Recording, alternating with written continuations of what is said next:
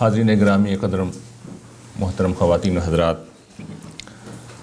یہ طالب علم سب سے پہلے تو دل سے آپ کا شکر گزار ہے کہ آپ یہاں تشریف لائے، چھٹی والے دن آئے ہیں، ظاہری بات ہے اپنا آرام چھوڑ کے آئے ہیں، اپنی مصروفیات چھوڑ کے آئے ہیں اور کسی درجے میں بے وقت آئے ہیں۔ یہ کچھ آرام کا وقت ہوتا ہے کچھ لوگوں کے لیے کھانے کا وقت ہوتا ہے، لیکن اتنے شارٹ نوٹس پہ آپ تشریف لائے ہیں، میں آپ کا بہت شکر گزار ہوں۔ اور اپنے محترم بھائی جواد کا دل سے شکر گزار ہوں کہ انہوں نے اس طالب علم کو ہمیشہ اس کی ہر درخواست کو سر آنکھوں پہ رکھا، ان کی محبت اس کے ہم قرض دار ہیں۔ جو عنوان آپ کے سامنے ہیں، ایمان اور ہماری عملی زندگی، اس کے متعلق ایک دلچسپ حقیقت کی طرف میں آپ کو متوجہ کرنا چاہوں گا، اور وہ یہ کہ ہمارے مذہبی فکر میں ایمان بحیثیت موضوع کے آپ کو زیر بحث بہت کم نظر آئے گا۔ یعنی عام طور پر آپ اگر مساجد میں جا کر تقریریں سن لیں، آپ اہل علم کی گفتگو سن لیں، آپ کبھی ان کتابوں کا جائزہ لے لیں جو دین و مذہب کے عنوان سے شائع ہو رہی ہیں، تو آپ دیکھیں گے کہ ایمان وہاں اس طرح زیر بحث نہیں ہے۔ زیر بحث آتا ہے تو اس پہلو سے آتا ہے کہ دین کی کوئی بھی بات ہوگی وہ اللہ رسول کے ذکر کے بغیر تو ہو نہیں سکتی، یعنی وہ بالواسطہ طور پر اس کا ذکر وہاں پر ہوگا، لیکن براہ راست اس کو موضوع بنا کر گفتگو کی جائے، یہ عام طور پر اسی وقت ہوتا ہے کہ جب کوئی تدریس کی کتاب بچوں کے لیے لکھی جا رہی ہو، وہاں پر آپ نے دیکھا ہوگا ہم سب اسی سے پڑھ کے آئے ہیں، وہاں پر یہ زیر بحث آ جاتا ہے۔ یا کوئی بڑا عالم دین جب دین کو مجموعی طور پر بیان کرتا ہے، دین کے مشمولات کو، کانٹینٹس کو، تو وہاں بھی ظاہر ہے وہ زیر بحث لائے گا اسے، کیونکہ شروع اسی سے ہوتا ہے، تو وہ بھی یہیں سے بات شروع کرے گا۔ لیکن جب میں ایک بہت معمولی طالب علم کے طور پر، معمولی طالب علم کی ایک بھی ہسٹری ہے وہ بھی بتا دوں آپ سے، ہمارے استاد بھی اپنے آپ کو طالب علم کہتے ہیں، تو 20-25 سال پہلے میں نے ان سے یہ کہا کہ آپ خود کو طالب علم کہتے ہیں، اب ہم تو یہ بھی نہیں کہہ سکتے اپنے آپ کو، اب کیا کہیں اپنے آپ کو؟ تو اس کے بعد پھر خود ہی اجتہاد کیا کہ معمولی طالب علم کہنا چاہیے، تب کوئی پلیسمنٹ بنے گی۔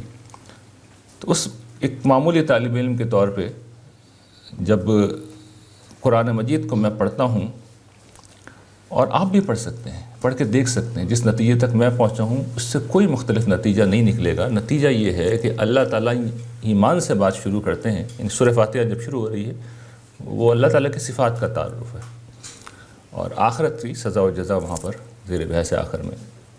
اور ختم بھی دیکھیے، وہ جو 3 صورتیں ہیں جہاں قرآن کا خاتمہ ہو رہا ہے، وہ بیان توحید ہے اور خدائی صفات کا بیان ہے، اور اس کے بیچ میں بھی قرآن مجید جو کچھ بیان کر رہے ہیں، الحمد سے لے کر والناس تک، ایمانیات کے 4 کارنر سے باہر نہیں نکل رہا ہے اللہ تعالیٰ۔ گویا کہ ایک مصور جب کوئی پینٹنگ کرتا ہے تو آپ نے دیکھا ہوگا کینوس کے اوپر وہ کام کر رہا ہوتا ہے، وہ کینوس سے باہر نہیں نکلتا، نکل ہی نہیں سکتا، جو کچھ بھی کرے گا اسی کے اوپر کرے گا۔ تو ایمانیات قرآن مجید کا کینوس ہے، حتیٰ کہ اللہ تعالیٰ جب کوئی تاریخ بیان کرتے ہیں تو وہاں بھی شریعت کے احکام بیان کرتے ہیں، وہاں پر بھی براہ راست جہاں زیر بحث نہیں ہوتا ایمان، وہاں پر بھی لگتا یہ ہے کہ اس کو یاد دہانی کے طور پہ وہ لے آئے ہیں۔ واللہ علیم بما تعملون، واللہ سمیع علیم، ان اللہ علی کل شیء قدیر، الی اللہ مرجعکم، مختلف اسالیب سے کہ تمہیں اللہ کے حضور لوٹنا ہے، وہ سب دیکھ رہا ہے، وہ سب سن رہا ہے، وہ تمہارے ساتھ ہے۔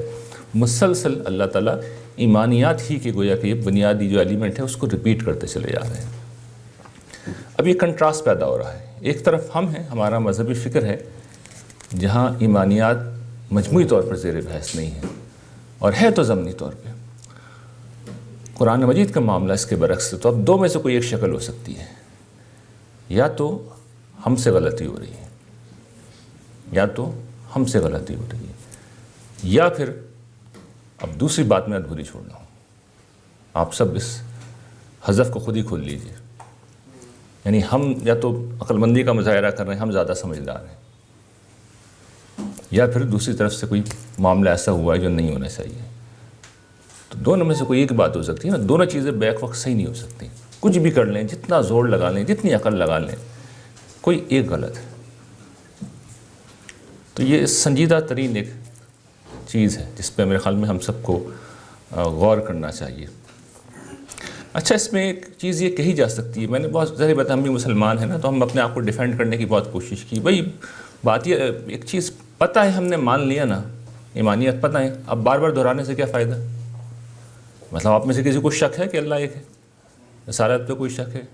مسلمان ہیں، کوئی شک نہیں ہے، جنت جہنم سب مانتے ہیں. اچھا میں ایک بات بار بار دہرانا شروع کر دوں، آپ بھی بور ہو جائیں گے نا. آپ بھی میں اگر ایمان پہ بار بار بات کرنا شروع کر دوں تو تیسرے لیکچر میں اٹینڈنس 0 ہو جائے گی، اس لیے کہ لوگ بولیں گے پتہ ہے بھی اس میں کوئی نئی بات تو اب نہیں بتا رہے ہیں. تو دوسری بات یہ ہے کہ جی مانتے ہیں، تسلیم ہیں، سب کچھ ہے، سمجھ میں بھی آ گئی ہے. اب آپ نے اتنا دہرا دیا ہے، ہمیں ازبر ہو گئی، کوئی نئی بات بتائیں. انسان نئی چیزوں کے پیچھے جانا چاہتا ہے، تنوع چاہتا ہے، انسان ویرائٹی چاہتا ہے. تو ویرائٹی انسان کو چاہیے. تو بہت کچھ ہم جسٹیفیکیشن دے سکتے ہیں، لیکن اس پہلو سے بھی ذرا غور کرنے کی ضرورت ہے کہ ہم جو اپنے آپ کو مومن سمجھ بیٹھے ہیں، تو کیا قرآن مجید کے معیار پہ مومن سمجھ بیٹھے ہیں؟ کبھی اس پہ غور کیا ہے؟ اچھا، میں ایک اور پہلو سے آپ کے سامنے بات رکھتا ہوں، دعوت فکر آپ کو دے رہا ہوں. اس وقت قرآن نازل ہو رہا تھا، اس وقت کافر کوئی بھی نہیں تھا، سب مومنوں پہ نازل ہوا تھا. یعنی سب کچھ نہ کچھ مان رہے تھے. یہودی جو تھے وہ اللہ کو مانتے تھے، آخرت کو مانتے تھے، کتابوں کو مانتے تھے، فرشتوں کو مانتے تھے، سب مانتے تھے. انکار کسی چیز کا، اس سے پہلے صرف حضرت عیسیٰ کا تو انکار کیا تھا نا، باقی تو پوری ٹریڈیشن کے اندر کھڑے ہوئے تھے. مسیحی حضرات بھی مان رہے تھے. کل میں چرچ میں، بڑا خوبصورت چرچ تھا، وہاں پہ ہم شوٹ کر رہے تھے، تو ہماری شوٹ کے بعد وہاں بشپ سے بھی انٹرویو ہوا. پھر وہاں پہ ایک فیملی سے جو ان کے گیت ہوتے ہیں وہ پڑھوائے گا. اتنی خوبصورت وہ ہم تھی کہ دل کھینچ لینے والی ہم تھی. اور وہ جو بشپ نے جو گفتگو کی وہ بھی ایک اس میں روحانیت تھی، توحید کا ذکر تھا، اخلاقیات کا ذکر تھا. تو مومن تو وہ بھی ہیں. خود مشرکین سب کو چھوڑ دیجیے، مشرکین تھے وہ بھی مانتے تھے، وہ دین حنیف کے پیرو تھے، دین ابراہیمی کے پیرو تھے. اب اس میں جو ڈیویشن ہے، جو انحرافات نے، وہ اس کو چھوڑ دیں. مانتے تو تھے، کچھ بھی مانتے تھے، لیکن مانتے تھے. لیکن اب ایک تبصرہ اللہ تعالیٰ نے کیا ہے جو میرے نزدیک قرآن مجید کی سب سے خوفناک آیت ہے. اس سے زیادہ خوفناک آیت پورے قرآن میں موجود نہیں ہے. اور وہ خاص طور پہ جو ہمارے جیسے پیدائشی مسلمان ہیں، ان کی طبیعت ٹھیک کرنے کے لیے بہت ہے. اور وہ اللہ تعالیٰ نے پیدائشی مسلمانوں کو مخاطب ہو کے کہی تھی جو اپنے آپ کو مومن سمجھ رہے تھے. سورہ زمر میں اللہ تعالیٰ ارشاد فرماتے ہیں وَبَدَا لَهُم مِّنَ اللَّهِ مَا لَمْ يَكُونُوا يَحْتَسِبُونَ. قیامت کے دن ان لوگوں کو اللہ تعالیٰ کی طرف سے وہ معاملہ پیش آئے گا جو ان کے سان و گمان میں بھی نہیں ہوگا. یعنی اپنے آپ کو مومن سمجھ کے پہنچیں گے، ہم مومن ہیں. اس اطمینان کے ساتھ آدمی کا دم نکلتا ہے کہ میں مومن ہوں. اور اس کے بعد جب قیامت میں اٹھائے جائیں گے تو وہ ایمان سارے اعمال سمیت منہ پہ کھینچ کے مارا جائے گا.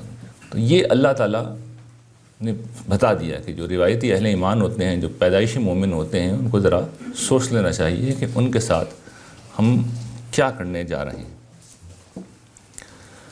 اچھا، ہمارے ایمان پیدائشی مسلمان ہیں تو ایک بینیفٹ تو ہمیں یہ حاصل ہے کہ ہمیں کنورژن کے عمل سے نہیں گزرنا. یعنی یہ بڑی نعمت ہے نا. آپ سوچئے کہ ایک شخص، جو میں نے دیکھا ہے بعض کنورٹس کو، اس میں صرف آدمی کو ایک مذہب ہی نہیں چھوڑنا ہوتا، اپنے تعصبات سے نہیں ٹکرانا ہوتا، ایک دنیا بدلنی پڑتی. یعنی سماجی طور پہ جو چینج لانا پڑتا ہے وہ اتنا بڑا ہے کہ اپنے اوپر رکھ کے سوچ لیں کہ آج اگر کوئی ہم سے یہ مطالبہ کرے فار واٹ ایور ریزن، کہ فرض مفروضے کے طور پہ میں عرض کر رہا ہوں کہ اپنا مذہب بدلو، تو اور چیزوں کے علاوہ ایک بڑا مسئلہ یہ ہوگا کہ ہم کٹ کے پھر کہاں جائیں گے. اپنے سماج سے کٹ کے ایک نئے سماج میں جڑنے کا یہ عمل ہوتا ہے. تو اس سے تو ہم بچے ہوئے ہیں. لیکن اس پیدائشی ایمان میں ایک مسئلہ ہے، اور وہ مسئلہ یہ ہے کہ حضرت داغ جہاں بیٹھ گئے. مطلب یہ کہ جہاں پیدا ہو جاتا ہے نا انسان، تو پھر وہ آگے سوچتا نہیں ہے، وہ غور نہیں کرتا. وہ سمجھتا ہے کہ وہ جہاں پہ ہے بالکل ٹھیک ہے. اور جو چیز سب سے زیادہ انسان مس کر جاتا ہے وہ یہ کر جاتا ہے کہ جو ایمان کی اسپرٹ ہے وہ اس میں نہیں ہوتی. یہ بھی سمجھ لیجیے کہ جو مذہبی فکر نے عظیم سانحات جنم دیے ہیں دور جدید میں، اس میں سے ایک سانحہ تو میں بیان کر چکا ہوں کہ ایمان وہاں زیر بحث نہیں ہے، اور اللہ تعالیٰ اول تآخر لا رہے ہیں. وہ میں بیان کر دوں گا کیوں لا رہے ہیں وہ زیر بحث. دوسرا یہ ہے کہ جب اعمال پہ آتے ہیں تو اعمال کا ظاہر لے لیتے ہیں، ان کی اسپرٹ نہیں ہوتی. اس کے نتیجے میں ایسا ہی ہے کہ جیسے انسان کی جس وقت روح نکل جاتی ہے تو اس کے بعد تو آپ کو پتہ ہے کہ مردار بچتا ہے، اس کو تو جلد سے جلد کوشش کرتے ہیں کہ ہم کتنا ہی پیارا کیوں نہ ہو قبر میں پہنچائیں. تو یہ اعمال بچتے ہیں اس کے بعد. تو ہم نے ایمان جیسی چیز کے ساتھ بھی یہ کر رکھا ہے. پیدائشی مومن جو ہوتا ہے اس میں اسپرٹ کبھی نہیں ہوتی، بہت ریئر ہوتی ہے. اور وہ اسپرٹ کیا ہے؟ ایمان کی اسپرٹ اللہ تعالیٰ نے خود بیان کر رکھی ہے قرآن مجید میں، اور وہ آپ کے لیے حیرت انگیز ہوگی، وہ آپ کے تصور میں بھی نہیں ہوگی. وہ ہے اسلام. عام طور پر یہ سمجھتے ہیں کہ اسلام ایک مذہب کا نام ہے.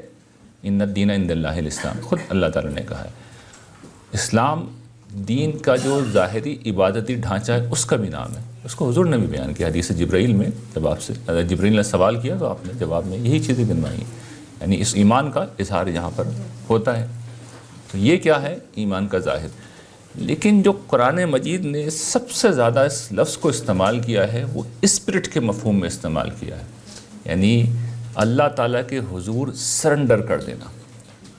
جب قرآن مجید کہتا ہے کہ ان المسلمین والمسلمات والمؤمنین والمؤمنات والقانتین والقانتات، سورہ احزاب میں جب اللہ تعالیٰ یہ بات بیان کر رہے ہیں تو سب سے پہلے جب اللہ تعالیٰ اسلام کو زیر بحث لائیں کہ جو مسلم مرد ہیں، مسلم عورتیں ہیں، جو مومن مرد ہیں، جو مومن عورتیں ہیں، وہاں مراد یہ ابتدائی دو چیزیں نہیں، اسپرٹ مراد ہے. اور یہ اسپرٹ بالکل صریح الفاظ میں اگر آپ کو دیکھنی ہے تو حضرت ابراہیم بیان کرتے تھے، اسلمت لرب العالمین، میں نے رب العالمین کے سامنے سرنڈر کر دیا ہے، اپنے آپ کو اس کے حوالے کر دیا. اس کو آسان الفاظ میں اگر میں بیان کروں تو سچائی کے آگے جھک جانا، اعتراف حق، کیونکہ سب سے بڑی سچائی الٹیمیٹ ٹروتھ اللہ تعالیٰ ہے.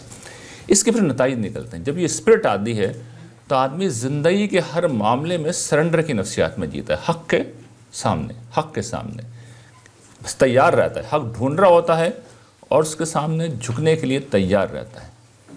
اور میں آپ سے سچ عرض کرتا ہوں، یہ چیز آپ خود بھی دیکھ سکتے ہیں، میری ساری زندگی کا مشاہدہ ہے. ہمارے سماج میں جو چیز نہیں ہے وہ اعتراف حق کی نفسیات ہے. ہر شخص بحث مباحثے کی نفسیات میں الجھا ہوا ہے. ہر شخص کے پاس ایک ایکسپرٹ اوپینین ہوتا ہے. کوئی طالب علم نہیں بنتا، کوئی سیکھنا نہیں چاہتا، کوئی سمجھنا نہیں چاہتا. ہر شخص بتانے کی جستجو میں، ہر شخص تقریر کرنے کے لیے تیار ہے، ہر شخص کتاب لکھنے کے لیے تیار ہے. لگتا ہے کہ اس نے آخری حق دریافت کر لیا ہے اور وہ اس کو پہنچانے کے لیے بے چین ہے. حالانکہ آدمی اگر اعتراف حق کی نفسیات میں زندہ ہو تو وہ بتانے جاتا ہے لیکن پھر سن کے آ جاتا ہے، سمجھنے کی کوشش کرتا ہے. تو ہماری یہ بنیادی مسئلہ ہے، اور اس کا نتیجہ یہ نکلتا ہے کہ وہ مقام جہاں قرآن مجید لانا چاہتا ہے ہم قرآن پڑھ کے بھی نہیں پہنچ پاتے. اس لیے کہ آپ قرآن مجید کے سامنے بھی اگر ایک بند ذہن کے ساتھ جا رہے ہیں کہ میں نے ماننا ہی نہیں ہے، جو میں مان چکا ہوں وہ مان چکا ہوں، اب قرآن میں بھی آئیں گے تو آپ پھر ہر چیز کی توجہ کریں گے، تعویل کریں گے. یعنی اتنی جو دراز نفسی میں نے ابھی کی ہے وہ اس لیے کی ہے کہ قرآن کے پاس بھی آتے ہیں تو قرآن کی بارگاہ میں سجدہ نہیں کرتے، بلکہ قرآن مجید میں اپنی بات ٹھوس کے چلے جاتے ہیں. یہ اس کے نتائج ہیں. یہ سارے جو بھی ہمارے ساتھ اس وقت ہو رہا ہے، یہ سارے ایمان کے ساتھ جو ہم نے کھلواڑ کیا ہے اس کے نتائج ہیں.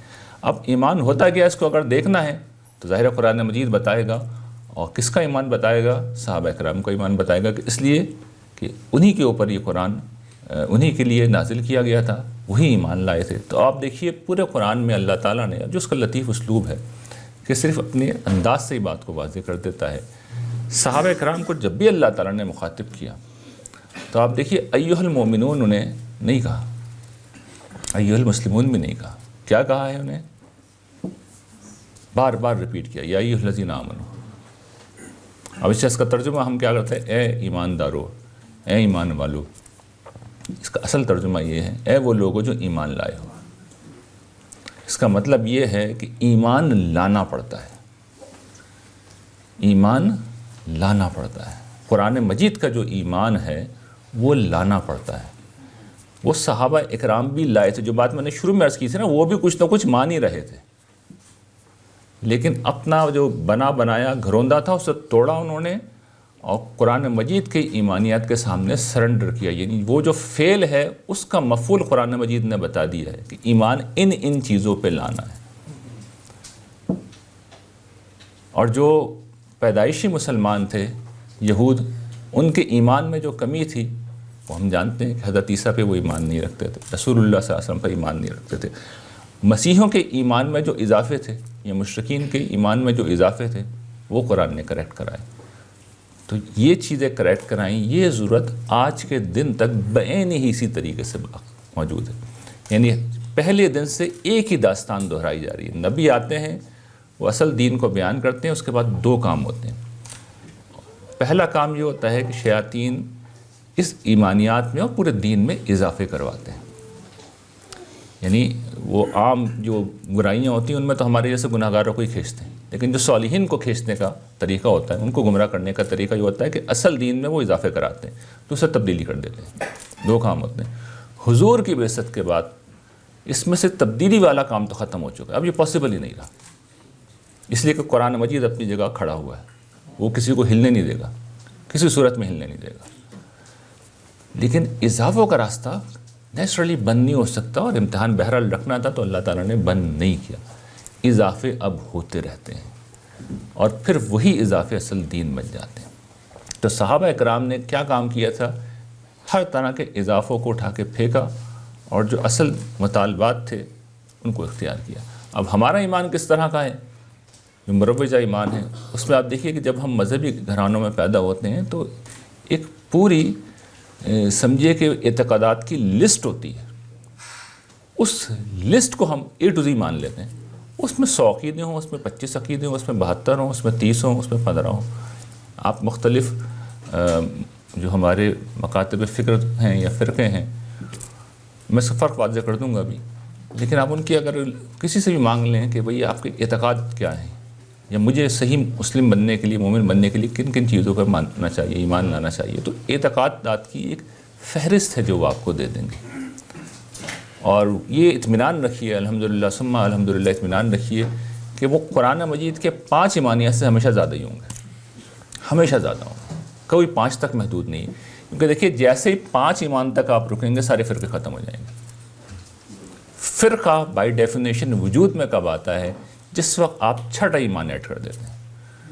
آپ چھٹا کریں گے، دوسرا 7واں کرے گا، تیسرا 8واں کرے گا اور پھر بڑھتے چلے جائیں گے. یہیں پہ فرق ہوتا ہے اور یہیں سے پھر فرقے بنتے ہیں. مکاتب فکر کا مطلب تو یہ کہ اہل علم دین پر غور کر رہے ہیں، اب وہ اجتہاد کے لیے کوئی رائے دیں گے تو اس میں تو کوئی مسئلہ نہیں ہے. یہ تو ہمیشہ ہوتا ہے، ہر دور میں کیا جاتا ہے، اس کی کوئی مذمت بھی نہیں ہے، تحسین کی گئی ہے اس عمل کی. تو یہی چیز ہے جو دین کو ہر دور میں ریلیونٹ رکھتی ہے. لیکن فرقہ واریت کی جو اتنی سخت مذمت کی اللہ تعالیٰ نے، وہ کیوں کی ہے؟ وہ اس لیے کی ہے کہ یہ عقائد میں اضافے ہوتے ہیں اور اس کے بعد فرقے بنتے چلے جاتے ہیں اور اصل دین پھر کہیں زیر بحث نہیں آتا. تو یہ جو پہلا ایمان ہمارا یہ ہے. اور دوسرا ایمان ہمارے یہاں کس طرح کا ہوتا ہے؟ ان لوگوں کا ہوتا ہے جو دنیا دار لوگ کہلائے جاتے ہیں، سمجھے جاتے ہیں. اب جو کچھ بھی ایمانیات ہے، مذہب ہے، ان کی بس مان لیا، مسلمان ہیں، عید کی نماز پڑھ لی، جمعے کی پڑھ لی، زکوٰۃ بھی مارے باندھے دے دی، لیکن اس سے آگے نہیں بڑھتے. حرام سارے کام بھی ہو رہے ہیں، حرام کھا بھی رہے ہیں، حرام بول بھی رہے ہیں، حرام دیکھ بھی رہے ہیں. تو دین ایس سچ کوئی مسئلہ نہیں ہوتا، بس ایک پیدائشی مسلمان ہیں تو وہ ہیں. یہ 2 طرح کے ہمارے یہاں ایمانیات پائے جاتے ہیں. ہمارا معاملہ میں نے آپ کے سامنے رکھ دیا. تو اب ہم آگے چلیں گے، دیکھیں گے اس چیز کو ذرا ٹھیک کرنے کی کوشش کریں گے جب میں موضوع کے دوسرے حصے پہ آؤں گا. لیکن اس وقت میں تجزیہ کر رہا ہوں کہ ہم کھڑے ہوئے کہاں ہیں، سماج کو ذرا سمجھ لیں. اس کے بعد جو چیز مجھے آپ کے سامنے رکھنی ہے کہ کیوں اللہ تعالیٰ ایمانیات پہ اتنی بات کرتے ہیں، کیوں اس کو ریپیٹ کرتے ہیں؟ اس لیے کہ بنیادی مسئلہ نجات ہے. قرآن مجید اصل میں نجات کے لیے آیا ہے. دنیا کا کوئی مسئلہ حل کرنے اللہ تعالیٰ نے کتاب نہیں نازل کی. یہ مسئلہ ہی نہیں ہے قرآن مجید میں، زیر بحث ہی نہیں آیا. آپ اپنا کوئی بھی مسئلہ نکال لیں، قرآن مجید اسے زیر بحث نہیں لا رہا ہوتا، براہ راست زیر بحث نہیں لا رہا ہوتا. وہ جتنا کچھ بھی دین بتاتا ہے اصل میں اسی پہلو سے بتاتا ہے کہ انسان کی آخرت ٹھیک ہو جائے. بلکہ خود آخرت ایک سمجھیے کہ عقیدہ ہی ہے، ایمانی ہے، بنیادی ایمانیات ہی ہے، سمجھیے کہ حقیقت ہے. لیکن اس کی نجات اور بلندی درجات دونوں چیزیں یاد رکھیے گا، آدمی کے دو ہدف ہونے چاہیے آخرت کے بارے میں بالکل واضح طور پہ. یعنی جس وقت آپ ایمانیات میں جانیں گے نا، غور کریں گے، اسے اپنی زندگی کا مسئلہ بنائیں گے، تو آپ کی زندگی میں فوراً تبدیلی یہ آئے گی کہ آپ کو پتہ ہی چلے گا کہ ایک عظیم اپورچونٹی کریٹ ہو چکی ہے. یعنی خالق نے، ایمانیت جب اپنا تعارف قرآن کراتا ہے کہ ایک خالق نے عظیم کائنات بنائی ہے اور تمہیں دینے کے لیے بنائی ہے. تم جو دو مرلہ گھر ہوتے ہیں، اور ہمارے یہاں تو 500 گز کے گھر ہوتے ہیں یا کنال کے ہوتے ہیں، جتنے کی بھی ہوتے ہیں، اس کے لیے مرے جاتے ہو، زندگی نکال دیتے ہو گھر بنانے کے لیے. پوری کائنات ہمیں تمہیں دے رہے ہیں، ہم تمہیں پوری کائنات دے رہے ہیں، لے لو ہم سے. تو اب آدمی مان لیا گا اس نے، تو نیچرلی رویہ کیا ہونا چاہیے؟ اگر میں بتا دوں کہ جی آپ لوگ یہاں پہ ایک ٹکٹ مل رہا ہے، اس کو خرید لیں 10 روپے کا، اور اس کے بعد 1 کروڑ روپے اس کے اوپر ملیں گے، تو جس کے پاس پیسے نہیں بھی ہوں گے وہ قرض لے کے خریدے گا اسے. یعنی اگر وہ اپنے ہوش و حواس کے اندر ہے اور اسے یقین ہے کہ بات صحیح ہے، تو وہ یقین نہ بھی ہو تب بھی کم سے کم ایک ٹرائی ضرور کرے گا کہ چلو ہو سکتا ہے صحیح نہیں ہو. اتنی بڑی اللہ تعالیٰ نے آفر کر رکھی ہے، لیکن ہم اس چیز کو سیریسلی نہیں لیتے، اس لیے کہ ہمارے ہاں جو ایمانیات میں آخرت شامل ہے وہ بس مان لیا ایک چیز ہے. یعنی ایک لمحے کے لیے آپ سوچیے نا کہ ہمارے بچوں کے جب ایگزام ہوتے ہیں، ہمارے بھی جب ایگزام کے مرحلے سے ہم گزرے، ہم کتنے دیوانہ وار اس میں محنت کرتے ہیں، راتوں کو جاگتے ہیں. اتنی بڑی اچیومنٹ ہے، اس کے لیے ایک امتحان تخلیق ہوا ہے، تو اس کے لیے ہم نہ پکڑ سے اندیشہ ناک ہوتے ہیں، نہ نجات کے لیے فکر مند ہوتے ہیں، اور نہ بلندی درجات کے لیے. ایک دفعہ میں نے ابتدائی زمانے میں ایک آرٹیکل لکھا تھا کہ لوگ کہتے ہیں جنت میں کوئی ہمیں چھوٹی موٹی سی جگہ مل جائے، تو میں نے اس پہ آرٹیکل پہ عنوان باندھا تھا، یہ کیسی بری قناعت ہے، قناعت کرنے کے لیے جنت ہی رہ گئی ہے، چھوٹی موٹی جگہ جنت میں ہی چاہیے، اب گھر آپ ایسے ہی بناتے ہیں. یعنی آدمی کے پاس وسائل ہوں تو کیا وہ یہی کرتا ہے کہ بھئی کوئی چھوٹا موٹا سا بس ایک 2 کمرے کا 1 کمرے کا کوئی بس اسٹوڈیو اپارٹمنٹ لے لیں اور زندگی گزار دیں؟ یہی کر رہے ہوتے ہیں. گھر میں بس 2 دریا ڈال کے ہم زندگی گزار رہے ہوتے ہیں، 1 چادر 2 دنیا. اسی طرح ہی ہم سوتے ہیں، کمرے ایسے ڈیکوریٹ کرتے ہیں، گھر ایسے ڈیکوریٹ کرتے ہیں، ڈیکوریشن کے آخری اہتمام ہم کرتے ہیں، فرنیچر اعلیٰ ترین لیتے ہیں، گاڑی اچھی سے اچھی لیتے ہیں، سب کچھ ہم کر رہے ہوتے ہیں. تو آخرت ہی رہ گئی ہے قناعت کے لیے. تو ایمان ہے جو وہاں پر یقینی بناتا ہے کہ ہمیں آخرت میں نجات نہیں ملے اور بلندی درجات نہیں ملے.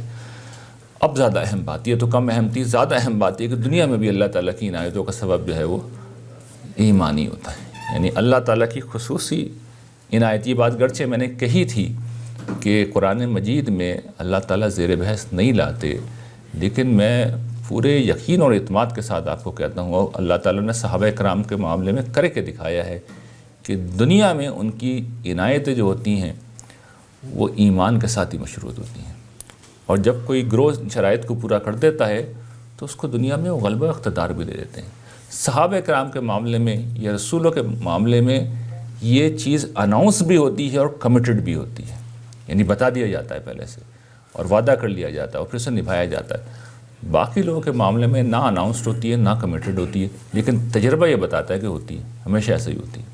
حتیٰ کہ ابن خلدون نے جو سب سے بڑا سوشل سائنٹسٹ کا بانی ہے، اس نے اس کو کلیے کے طور پہ بیان کر دیا کہ تاریخ کا مشاہدہ یہ بتاتا ہے، تاریخ کا مطالعہ یہ بتاتا ہے کہ جس قوم کو بھی دنیا میں عروج حاصل ہوا وہ اس کی بنیاد اخلاق تھی.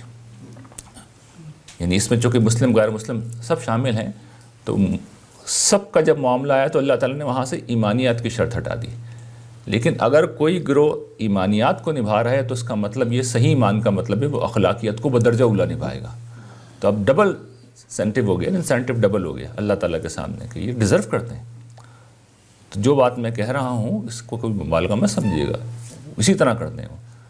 یعنی آپ اگر اس جگہ پہ آ جائیں گے تو آج بھی دنیا میں اگر آپ چاہتے ہیں سرفرازی کا راستہ تو صحیح ایمان کے سوا کچھ بھی نہیں، کیونکہ صحیح ایمان جیسا ہی آئے گا پھر وہ کچھ چیزیں کراتا ہے.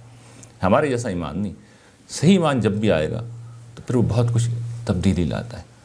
تو دنیا کے اندر فرد کے لیے بھی، فرد کی زندگی میں بھی اگر آپ چاہتے ہیں کہ خیر آئے، برکت آئے، اصل چیز کیا ہے؟ اطمینان قلب، سکون قلب. آدمی کو پیس آف مائنڈ ہو، اچھے برے حالات میں وہ ٹھیک جگہ کھڑا ہوا ہو. پیسے کے اندر یہ مت سمجھیے کہ پیسے کے اندر طاقت ہوتی ہے یا اس کے اندر خوشی ہوتی ہے. پیسہ کیا ہے؟ یعنی اصل میں ہم یہ کہتے ہیں نا جی میرا بینک بیلنس، وہ تو بینکر کے پاس ہوتا ہے، وہ استعمال کر رہے ہیں، وہ کھا رہے ہیں، وہ کما رہے ہیں اس سے. ہم تو جو کھاتے ہیں، جو پیتے ہیں، جو کنزیوم کرتے ہیں، ہمارا رزق تو وہ ہے، وہاں اللہ تعالیٰ آپ کو سیٹ ہی رکھتے ہیں، اور پھر اس کا بھی جو الٹیمیٹ رزلٹ ہے وہ پیس آف مائنڈ ہے، وہ بھی اپنی جگہ پہ رکھتے ہیں۔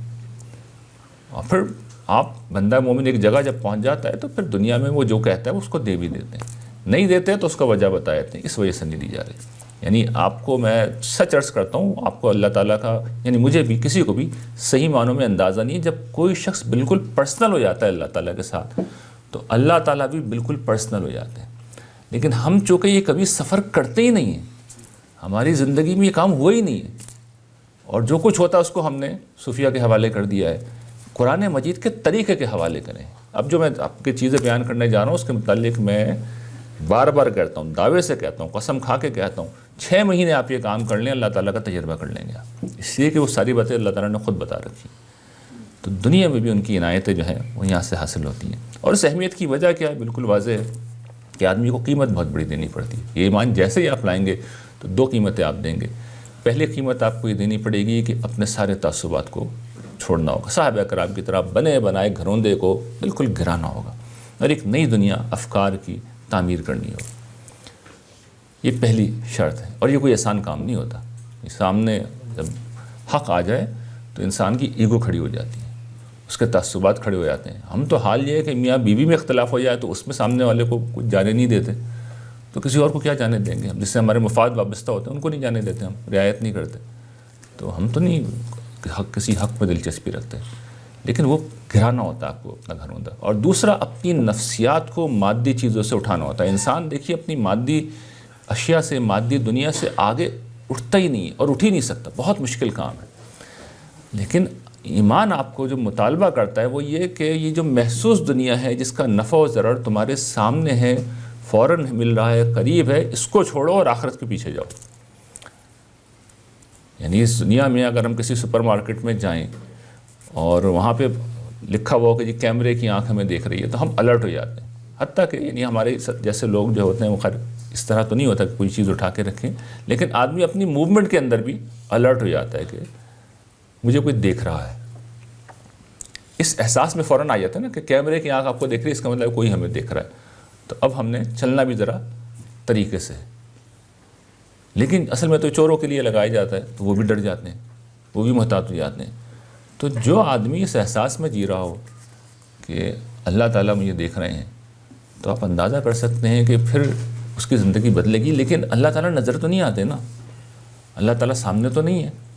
آپ اللہ تعالیٰ کی بارگاہ میں بڑی سے بڑی گستاخی کر دیں، کوئی ری ایکشن نہیں آئے گا، کچھ بھی نہیں۔ کفر کہہ دیں، کلمات کفر کر دیں، آپ بلاسفیمی کر دیں، آپ گالیاں دینا شروع کر دیں، کچھ بھی نہیں ہوگا، کچھ بھی نہیں ہوتا۔ تو کتنی فریڈم ہے ان کی طرف سے۔ تو ایسے میں اللہ تعالیٰ کی ریئلائزیشن میں رہنا بہت مشکل کام ہے۔ غیب میں رہنا اس دنیا سے اٹھ کے بہت مشکل کام ہے۔ یہ 2 کام کرنے پڑتے ہیں۔ جب یہ ہو جاتے ہیں تو پھر اس کے بعد ظاہر باتیں تبدیلی آتی ہے۔ اب یہ وہ حصہ ہے جو میں سمجھتا ہوں کہ بہت زیادہ اہم ہے، اس لیے کہ اس سے پہلے تو میں ایک تجزیاتی بحث کر رہا تھا۔ یہ ہیں جو کرنے کے کام ہیں، اور ان میں سے ایک ایک چیز قرآن مجید پر بیس کرتی ہے، حتیٰ کہ وہ اصطلاحات بھی قرآن مجید سے باہر نہیں ہیں۔ یہ قرآن مجید کا، اگر آپ کہنا چاہیں قرآن مجید کی روحانیت ہے، یہ اس کا تصوف ہے، یہ اس کی اسپرچویلٹی ہے، یہ اس کا وہ مطلوب رویہ ہے جو وہ انسانوں سے چاہتا ہے۔ تو یہاں سے جو پہلی چیز اس میں ہے عملی زندگی میں جسے ہمیں سمجھنا چاہیے کہ جو ایمان ہے، گرچہ ہم جانتے ہیں 5 ایمانیات ہیں، توحید ہے، رسالت ہے، آخرت ہے، کتابیں ہیں، فرشتے ہیں، اس سے آگے قرآن مجید کی یہاں فل اسٹاپ ہے۔ لیکن ان سب میں بھی جو اصل میں خدا کی ہستی ہے وہ مرکز و محور ہے، باقی سب ثانوی ہے۔ فرشتے ہیں، بے شک ہیں، لیکن وہ خدا کے خادم ہیں، خدام ہیں۔ کتابیں یقیناً برحق ہیں، لیکن اس وجہ سے کہ وہ خدا کا کلام ہے۔ آخرت کیا ہے؟ خدا سے ملاقات کا نام ہے۔ اور رسول کون ہستی ہیں؟ بہت با اخلاق ہیں، کیا اس وجہ سے ان کی یہ حیثیت ہے؟ با کردار ہے، کیا اس وجہ سے یہ حیثیت ہے؟ نہیں، بہت با اخلاق لوگ ہوتے ہیں، با کردار بھی ہوتے ہیں، ان کو اللہ تعالیٰ نے مخاطب کر لیا ہے، ان پر اپنی وحی اتاری ہے، ان پر کلام نازل کیا ہے۔ یہ چیز ان کو اصل میں وہ مقام دیتی ہے۔ میں یہ نہیں کہہ رہا باقی چیزیں نہیں ہوتی ہیں، باقی چیزیں بھی کمال پہ ہی ہوتی ہیں، لیکن فرض کر لیں کسی نبی کے متعلق کچھ نہیں پتا ہمیں، اور بیشتر نبی ان کے متعلق نہیں پتا کہ ان کا کردار، سیرت کیسے تھی، لیکن یہی کافی ہے کہ خدا ان سے مخاطب ہوا ہے، اس کے بعد وہ جس طرح ہم کہتے ہیں نا پارس پتھر ہوتا ہے جس کو چھو جائے اسے کندن بنا دیتا ہے، تو خدا جس کو مخاطب کر لے وہ پھر بہت غیر معمولی ہستی ہو جاتا ہے۔ تو خدا ہے، خدا، خدا اور صرف خدا اصل میں اس کی ہستی ہے جو مرکز و محور ہے پورے دین کا۔ قرآن مجید آپ پڑھ لیں، اس کے سوا آپ کو کوئی بات نظر نہیں آئے گی، وہاں ہر جگہ اللہ تعالیٰ زیر بحث ہے، اور اس کی اپنی وجوہات ہیں۔ اس وقت ظاہری بات ہے ان میں سے ایک ایک چیز ایسی ہے کہ اس پہ گھنٹوں بات کی جا سکتی ہے، لیکن ظاہر ہے کہ میں اس وقت یہ نہیں کر رہا، بہت مختصر ان سے تعارف کرا رہا ہوں میں، تو ورنہ میں آپ کو بتاتا کہ اللہ تعالیٰ کی یہ اہمیت کیوں ہے۔ لیکن اس میں ایک جملہ بس میں عرض کروں گا کہ اللہ تعالیٰ کی اہمیت یہ اس لیے ہے کہ اس وقت ہم میں سے ہر شخص بیٹھا ہوا ہے، اس کا دل دھڑک رہا ہے، اس کی سانس چل رہی ہے، تو ہمارا دل جب دھڑکتا ہے تو ہر دفعہ دھڑکنے سے پہلے اللہ تعالیٰ سے پوچھتا ہے کہ اگلی دفعہ میں دھڑکوں یا نہ دھڑکوں۔ سانس ہر دفعہ پوچھتا ہے اللہ تعالیٰ سے، اجازت لیتا ہے کہ اگلی دفعہ چلوں یا نہ چلوں میں۔ ہمارے جسم کا ایک ایک فنکشن اللہ تعالیٰ سے اجازت مانگتا ہے، چلوں یا نہ چلوں، پرمیشن دی جاتی ہے، اس کے بعد چیز آگے بڑھتی ہے۔ اس درجے میں ہم اللہ تعالیٰ پہ ڈیپینڈنٹ ہیں، اور اس درجے میں وہ ہماری نگرانی و نگہبانی اور عنایتیں کر رہے ہیں کہ ان کے افضال، ان کی عنایات ہیں، جو جس طرح بارش ہو رہی ہوتی ہے وہ آسمان سے ہمہ وقت نازل ہوتی ہے، یہ جو اس کی صفت قدوس ہے اس کا ظہور ہو رہا ہوتا ہے، برکتیں نازل ہو رہی ہوتی ہیں، ان برکتوں کی وجہ سے یہ زندگی، یہ حیات، اس پر کچھ چل رہا ہو، ایک لمحے کے لیے روک لے یا جس فرد کے لیے روک لے، اس کی کہانی اس لمحے میں ختم ہو جائے گی۔ قیامت کے دن یہ ساری چیزیں جب اوپن کر دی جائیں گی تو پھر آدمی کی ابتدا اور اس کی انتہا، اس کی گفتگو کا آغاز اور انجام بس یہی ہوگا کہ اللہ اکبر، بسم اللہ، الحمدللہ۔ اس وقت اللہ تعالیٰ سامنے آ چکے ہوں گے، لیکن میری اور آپ کی قدر و قیمت یہ ہے کہ اس وقت اللہ تعالیٰ سامنے نہیں ہے، اور ہم اس حقیقت کو دریافت کر کے سرنڈر کر جائیں اس کے سامنے۔ اگر یہ کر لیا تو پھر وہ ابدی بادشاہی ملے گی جو آخرت کے عقیدے میں، ایمان میں جس کا تعارف کرایا جاتا ہے۔ ایک عظیم اپرچونٹی اللہ تعالیٰ نے دی ہے، اور اس کے لیے پھر کرنا کیا ہوتا ہے، یعنی مان لینے کے بعد وہ تو ایک دفعہ جنگ لڑنی ہے نا کہ بھئی وہ اپنے تعصبات سے بلند ہو گیا، پہنچ گیا، لیکن یہاں سے سفر شروع ہوتا ہے، سفر یہاں پہ ختم نہیں ہوتا، یہاں پر آغاز ہے۔ تو وہ آغاز کیا ہوتا ہے، زندگی میں اچھے دن آتے ہیں، برے دن آتے ہیں، خوشیاں ہوتی ہیں، غم ہوتی ہیں، آسانیاں ہوتی ہیں، مشکل ہوتی ہیں، ہنسی ہوتی ہے یا غمی ہوتی ہے، یہ سب کچھ ہوتا ہے نا۔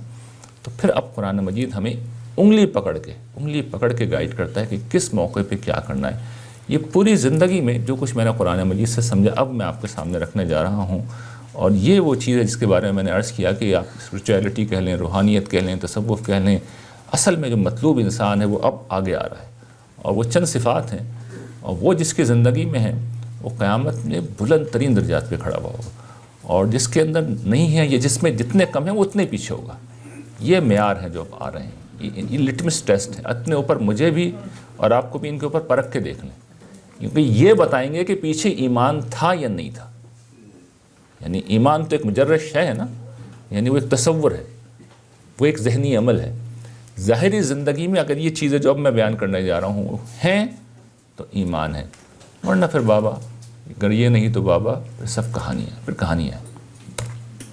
پہلی چیز اسلام، یقین، قنوت، اخلاص، یہ ایک ہی رنگ کی چیزیں ہیں جن کے لیے 4-5 الفاظ قرآن مجید نے استعمال کیے۔ جیسے میں عرض کر چکا ہوں، یہاں اسلام سے مراد جو ہے وہ دین اسلام نہیں ہے، سرنڈر کرنے کی نفسیات ہے، انسان اپنے آپ کو خدا کے حوالے کر دے، اس کے سامنے جو ہے ہم اب وقت جھکنے کے لیے تیار ہے۔ اسلمت لرب العالمین، جو حضرت ابراہیم علیہ السلام نے بیان کیا تھا، وہ اسلام قبول کرنے کا ان کا اعلان نہیں تھا، یعنی اللہ تعالیٰ کے سامنے اپنی حیثیت انہوں نے بیان کر دی، رب العالمین کے سامنے میں انکنڈیشنل سرنڈر کر چکا ہوں میں۔ اور پھر اسی ایک دوسری چیز ہے کہ جو ایمان کا سفر ہے وہ یقین پہ جا کے ختم ہونا چاہیے۔ ویسے تو وہ سفر کبھی بھی ختم نہیں ہوگا، لیکن اس کی جو اصل مطلوب منزل ہے وہ یقین ہے کہ آدمی اس کیفیت میں آ جائے کہ اسے کوئی شک نہ رہے، اور وہ اس کے عمل سے ظاہر ہو رہی ہو، اس کی زندگی کی ہر ڈائریکشن، اس کا ہر رویہ، اس کی ہر سوچ اور اس کی ہر فکر یہ بتا رہی ہو کہ اسے یقین ہے۔ جس طرح مجھے مثال کے طور پر یہ یقین ہے کہ میں اب یہاں سے جاؤں گا اور ایئرپورٹ جاؤں گا، فلائٹ لوں گا، اس کے حساب سے میں نے پوری منصوبہ بندی کر رکھی ہے، گرچہ کوئی گارنٹی نہیں ہے اس کی، کچھ بھی ہو سکتا ہے، انسرٹنٹیز ہزار ہو سکتی ہیں، لیکن انسان اسی طرح زندگی گزارتا ہے، اسی ظن غالب میں رہتا ہے۔ تو وہاں ظن غالب نہیں، یقین ہونا چاہیے آخرت کا۔ یہ بنیادی مطالب میں سے قرآن مجید نے وبالآخرۃ ہم یوقنون کہہ کے بتا دیا کہ یہ بنیادی صفات میں سے جو نہیں ہے تو پھر کوسچن مارک کہاں آئے گا پیچھے؟ اصل میں ایمان کے اوپر آ رہا ہے، اور اسی تناسب سے پھر ایمان کا ویٹ گرتا چلا جائے گا۔ قنوت کا مطلب کیا ہوتا ہے؟ فرما برداری، یعنی فرما برداری کی ایک کیفیت اگر آپ تصور میں لانا چاہیں تو آپ اگر کسی ہوٹل میں جائیں اور وہاں پر 5 اسٹار ہوٹل کے اندر وہاں پر مؤدب باوردی بیرے جو ہوتے ہیں، ویٹرز جو ہوتے ہیں، ہاتھ باندھ کے کھڑے ہوتے ہیں کہ آپ کوئی بات کہیں گے وہ اسے پورا کریں گے۔ ابھی میں ہوٹل سے نکلا ہوں تو وہاں پہ اسی طریقے سے وہ موجود تھے، ہاتھ باندھ کے کھڑے ہوئے تھے کہ میں کیا کہوں گا، اس کے لیے تیار تھے۔ تو بندہ مومن کو اسی حال میں 24 گھنٹے رہنا چاہیے کہ اللہ تعالیٰ کیا کہیں گے تو میں کرنے کے لیے تیار ہوں، اس کیفیت میں 24 گھنٹے گزارنے چاہیے۔ پھر اخلاص طور پہ معلوم ہی ہے لوگوں کو کہ جو بھی کریں گے اس میں کوئی نمود، نمائش، دکھاوا، کوئی واہ واہ، کوئی تحسین کچھ نہیں چاہیے، کوئی دنیا کا بدلہ، کوئی مالی منفعت کچھ نہیں چاہیے، کوئی نام، کوئی عزت افزائی کچھ نہیں چاہیے۔ جو چاہیے اللہ تعالیٰ سے چاہیے، ان کی اپریسیشن چاہیے، ان کا بدلہ چاہیے، ان کی نظر عنایت چاہیے۔ یہ جذبہ، یہ اسپرٹ یہ ہونی چاہیے، اور یہ ہے تو ایمان ہے، یہ نہیں ہے تو بعض روایتوں میں حضور نے واضح کر دیا اس کے ساتھ ایمان پھر رخصت ہو جاتا ہے۔ یعنی یہ اتنی بنیادی فنڈامنٹل چیزیں، اس لیے ان کو میں سب سے پہلے لایا ہوں، لیکن یہ زیادہ تر ذہنی عمل ہے۔ اب عملی چیزیں اس کے بعد شروع ہو رہی ہیں۔ دوسری چیز جو قرآن مجید میں مطالبات، ان میں سے ہر چیز میں پھر دہرا رہا ہوں، ایک لفظ قرآن مجید سے لیا گیا، کوئی چیز بھی باہر نہیں ہے۔ جو عبادات کا نظام ہمیں دیا گیا ہے وہ اللہ تعالیٰ کے ساتھ تعلق کا بنیادی اظہار ہے۔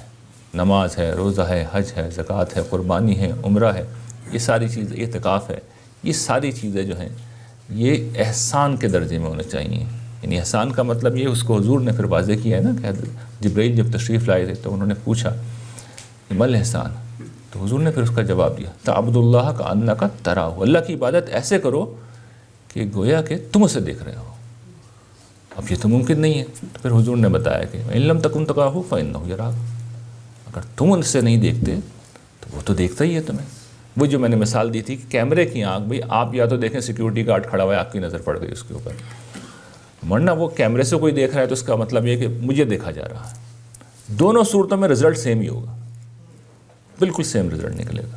تو عبادات اس احساس میں انسان ادا کرے، تب کہیں جا کے وہ عبادات پھر وہ اس جگہ پہ پہنچتی ہے جو مطلوب ہے۔ اور جس طرح میں نے عرض کیا کہ ہم نے جو ظلم ڈھائے ہیں اسلام کے ساتھ، ان میں سے ایک ظلم یہ ڈھایا ہے کہ عبادات اصل میں اس احسان سے خالی ہو چکی، صرف فارم رہ گئی ہے، صرف ظاہر رہ گیا۔ اور اطاعت، جو بھی حکم جب آئے پروردگار کا حکم تو پوری وفاداری، بر جسے قرآن نے تعبیر کیا، وفاداری، یعنی وفاداری کا ایک جذبہ ہوتا ہے نا، انسان جو بھی کر رہا ہے اس کے ذہن میں ایک چیز ہے کہ اصل میں وہ ہستی ہے جس سے میرا تعلق ہے۔ تو نمک حلال کرنے کی جو ایک نفسیات ہماری محاورہ بولا جاتا ہے، آدمی خدا کا کھاتا ہے۔ یہ جاگیرداروں کے زمانے کا محاورہ ہے، نمک حلال کرنا، کہ جاگیردار کا نمک کھا لیا۔ پرانے زمانے میں آپ کو شاید پتہ ہو کہ سیلری ہی لوگوں کو، فوجیوں کو نمک کی صورت میں دی جاتی تھی۔ نمک کی بھی ایک تاریخ ہے، خیر میں موضوع سے ہٹ جاؤں گا اور نہ بیان کرتا کہ یہ محاورہ کہاں سے وجود میں آیا ہے۔ تو اللہ تعالیٰ کے ساتھ وفاداری، نمک حلال کرنا، اس کا تو سب کچھ دیا ہوا ہے، رزق اس کا دیا ہوا ہے، تو وہ وفاداری کا جذبہ ہو کہ میرے مالک نے مجھے سب کچھ دے رکھا ہے، اب اس کا حکم آیا ہے تو جس کی میں کھاتا ہوں اس کی بات نہیں مانوں گا۔ یہ اسپرٹ، یہ احساس ہونا چاہیے، یہ قلبی تعلق ہونا چاہیے۔ ان میں سے میں پھر دہرا رہا ہوں، ایک ایک چیز ایسی ہے کہ جس پہ گھنٹوں بات ہو سکتی ہے، اور لیکن آج میں صرف تعارفی گفتگو کر رہا ہوں، اس کے بعد میرا ارادہ یہ کہ ان میں سے ایک ایک چیز کو لے کر پھر میں بہت تفصیل سے اس کو پڑھاؤں گا، کیونکہ میں ان چیزوں کو لکھ چکا ہوں، کوئی لفٹ نہیں کراتا، کوئی اہمیت نہیں دیتا، پڑھا چکا ہوں، کوئی امپورٹنس نہیں دیتا، اور اب مجھے انڈیویجلی ایک ایک چیز کو لے کے باقاعدہ موضوع بنانا پڑ رہا ہے، اور میں بتاؤں گا آخر میں اس کی وجہ کیا ہے۔ تیسری جو چیز اچھے حالات میں یا معمول کے رویے میں مطلوب ہے، شکر گزاری۔ یعنی انسان کو، آپ غور کیجئے، ہم بیشتر وقت نعمتوں کی حالت میں ہوتے ہیں، یہ جو مصیبتیں ہوتی ہیں نا بہت کم ہوتی ہیں۔ ہمارا یہ جو گلاس ہے پانی کا، یہ جتنا میرا بھرا ہوا ہے نا گلاس، اس سے زیادہ بھرا ہوا ہوتا ہے، کوئی 1-8% ہی خالی ہوتا ہے، اور ہم اسی کو لے کر روتے رہتے ہیں۔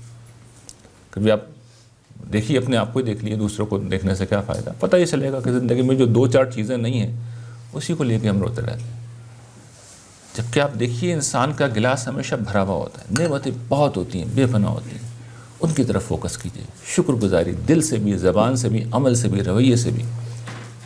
رویے کی شکر گزاری ہمارے یہاں بالکل مفقود ہے. یعنی زبان سے پھر شکر الحمدللہ ہم کہہ دیتے ہیں، دل سے بھی مان ہی لیتے ہیں لوگ. عمل کا مطلب یہ ہے کہ کوئی نعمت ہے تو دوسروں کو اس سے فائدہ پہنچائیں، اس سے لوگوں کو فائدہ ہونا چاہیے. آپ کے پاس پر کوئی عنایت ہوئی ہے تو دوسروں کو اس میں شریک کیجیے. کیا رخیص بن کے بیٹھ گئے اس کے اوپر؟ یہ رویہ ہونا چاہیے.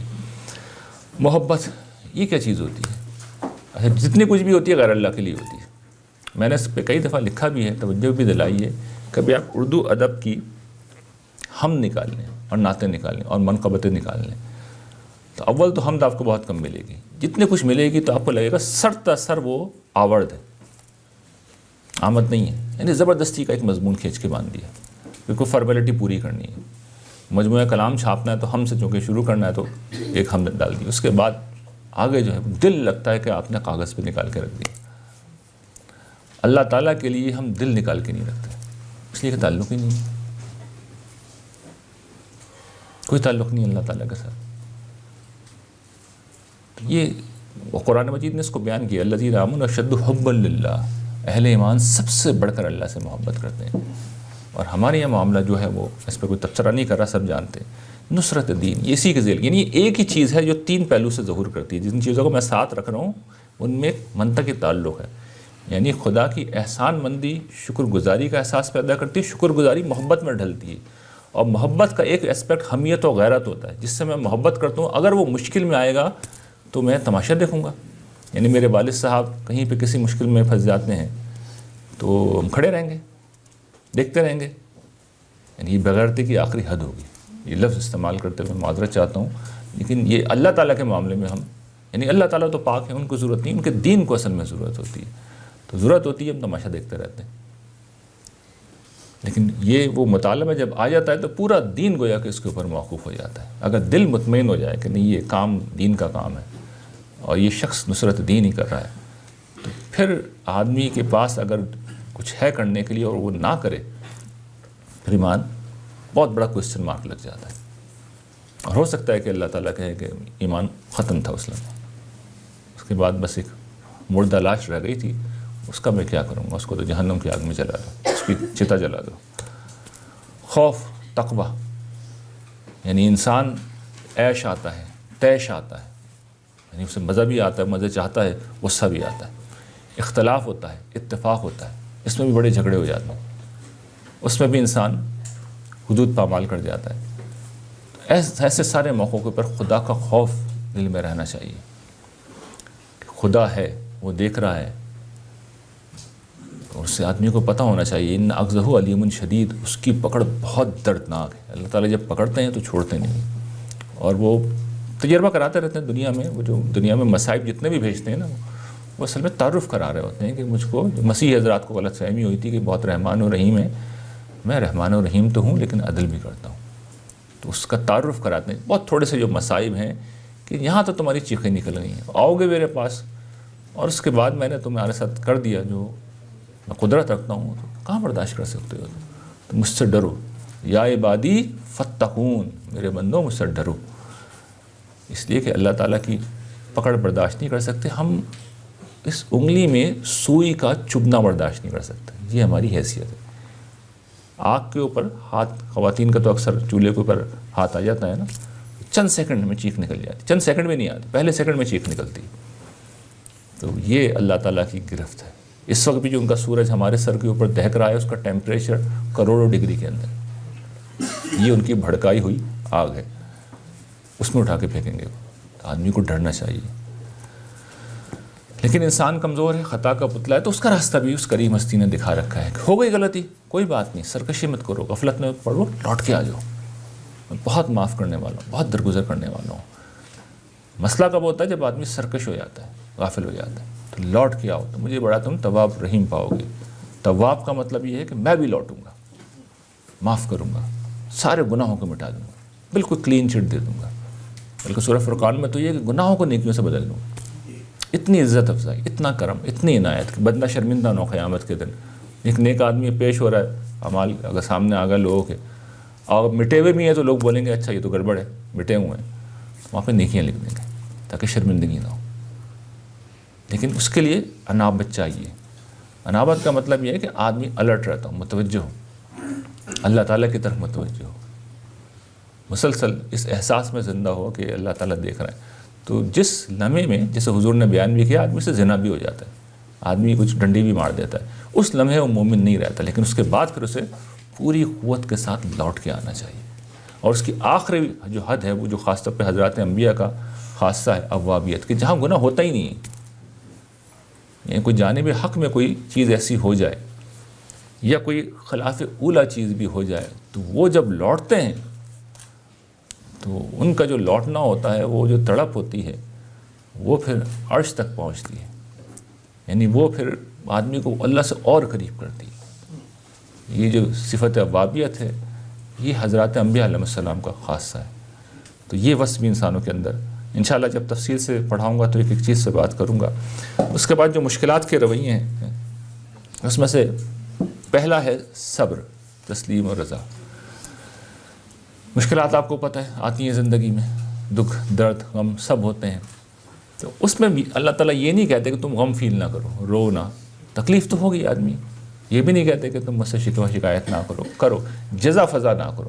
اس کے بعد کفر کا شکار مت ہو، مایوسی کا شکار مت ہو، مجھے چھوڑ کے کہیں اور مت جاؤ، غیر اللہ کے پاس مت جاؤ، توہمات میں مت پڑو. ان چیزوں سے روکتے ہیں لوگ. آج کل آپ دیکھیں نا، بہت سے لوگ ملحدین ہو جاتے ہیں، پتہ یہ چلتا ہے وہ زندگی میں بہت سی مشکلات آئی تھیں، انہوں نے اللہ تعالیٰ کو پکارا، اللہ نے مسئلہ حل نہیں کیا، اپنی حکمت کے تحت ہم نہیں مانتے اللہ میاں کو. یہ چیز نہ ہو تو آدمی آخر میں وہاں پہنچتا ہے. اور تسلیم و رضا کا مطلب یہ ہے کہ خوش دلی کے ساتھ سرنڈر. یہ بہت اونچا مقام ہے کہ آدمی سے بڑے بڑا صدمہ پہنچے تو گردن جھکی ہوئی ہو. یہاں پہ بھی یہ نہیں کہہ رہے کہ تکلیف آدمی کو فیل نہ ہو، انسان رونا، انسان کمزور ہے، لیکن دل میں وہ احساس ہو کہ مالک کا حکم تھا. جس کی آخری مثال حضرت ایوب علیہ السلام ہے، رب نے دیا، رب نے لیے، رب کا نام مبارک ہو. تو نبی جو ہے وہ آخری جگہ پہ کھڑے ہوئے ہوتے ہیں. اچھا، یہ وہ چیزیں جو پہنچ گئیں، جو غم پہنچ گیا، مصیبت آ گئی، غم دکھ آ گئے. کچھ چیزیں ہوتی ہیں جن کا تعلق فیوچر سے، کہیں ایسا نہ ہو جائے، کہیں ویسا نہ ہو جائے. جب یہ ہوگا تو اب فیوچر ہے، تو وہاں پر جو مطلوب رویہ وہ توکل ہے، اللہ پہ بھروسہ. اور پھر اس کی جو آخری حد ہے تفویض، یعنی جب آدمی کچھ کرنے کے قابل ہی نہ رہے. توکل اور تفویض میں فرق یہ، توکل میں آپ کچھ کر سکتے ہیں، اس کے بعد آپ اللہ کے حوالے کرتے ہیں. تفویض میں آپ بے بس ہو جاتے ہیں، آپ کچھ نہیں کر سکتے. اور اس کے بعد جب آدمی زبان سے کلمہ نکالتا ہے، فوض امری اللہ ان اللہ بصیر بالعباد، میں نے اپنا معاملہ اللہ کے حوالے کر دیا، وہ دیکھ رہا ہے. تو پھر اللہ تعالیٰ نے قرآن میں جس بندے کے الفاظ نقل کیے ہیں، رجل مومن کے، بتایا ہے کہ فرعون، آل فرعون سے بچایا ہے میں نے اسے، اپنے وقت کے سب سے جابر حکمران کے پنجے سے چھڑا کے لے گیا. تو پھر وہ آؤٹ آف دا وے آتے ہیں. اور خود توکل کے متعلق قرآن کی اتنی بڑی اسٹیٹمنٹ ہے، وَمَن يَتَوَكَّلْ عَلَى اللَّهِ فَهُوَ حَسْبُهُ، جو اللہ پر بھروسہ کرتا ہے اللہ اس کے لیے کافی ہو جاتا ہے. اتنی بڑی اسٹیٹمنٹ اللہ تعالیٰ نے دے رکھی. اس وقت میں جلدی بس چیزیں کر رہا ہوں، لیکن ان میں سے ہر چیز جو ہے، اور اس لیے کہ دیکھیے یہ وہ چیزیں ہیں جو سننے سے اس میں کچھ نہیں ہوگا. آپ 5 منٹ بعد نکلیں گے یہاں سے، گاڑی میں بیٹھے ہوں گے، میری پوری تقریر بھول جائیں گے. یہ اپنے رگو پے میں اتارنا پڑتی ہیں یہ چیزیں، ان کے پیچھے زندگی لگانی پڑتی. اس کے بعد کہیں جا کے وہ مقام آتا ہے کہ افلاک سے آتا ہے نالوں کا جواب آخر، کرتے ہیں خطاب آخر، اٹھتے ہیں حجاب آخر. اس کے بعد اللہ تعالیٰ آپ کا تجربہ بنتے چلے جاتے ہیں. آدمی کو پورا زور لگانا پڑتا ہے یہاں پہ. اور کیوں لگانا پڑتا ہے وہ آخر میں زیر بحث آئے گا. اور پھر یہ اور مطلوب وصف ہے دعا اور رجا. مشکلات میں اللہ سے ہی مانگیں، مانگتے رہیں، ایک آدھ دفعہ مانگ کے رک نہ جائیں، پیچھے لگ جائیں. یعنی حضرت عیسیٰ نے جو اس کو اپنے کمال اسلوب میں بیان کیا نا کہ مانگو گے پاؤ گے، پکارو گے جواب دیا جائے گا، دروازہ کھٹکھٹاؤ گے دروازہ کھولا جائے گا.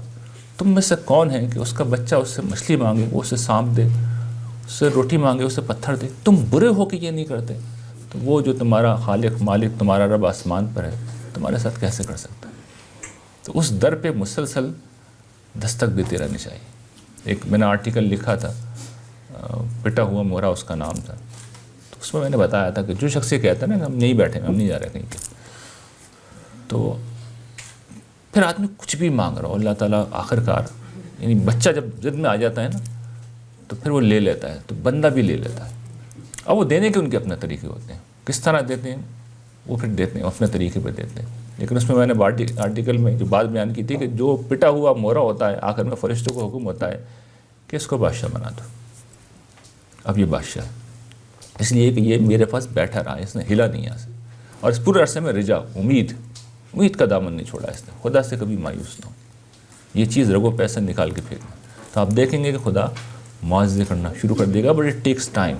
وہ تاخیر کے ساتھ کرتے ہیں عام طور پر, اور اسباب کے پردے میں کرتے ہیں. یہ نہ کریں تو وہ اصل میں پھر بنی اسرائیل کی طرف پکڑتے بہت زور سے, کیونکہ آپ کو انہیں پتہ ہے کہ میں جو بھی کر دوں گا اس بدبخت نے کرنا وہی جو اس نے کرنا ہے. یعنی پھر ہم سرکشی دکھاتے ہیں, پھر غفلت کا مظاہرہ کرتے ہیں, پھر ڈنڈی مارتے ہیں.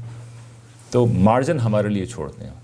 وہ فوراً کرنا شروع کر دیں, جو مثال کے طور پر بنی اسرائیل کے ساتھ کیا تھا. تو آپ دیکھیے بنی اسرائیل نے پلٹ کے وہی حرکتیں کی ہیں. تو وہ ہمارا لحاظ کرتے ہیں.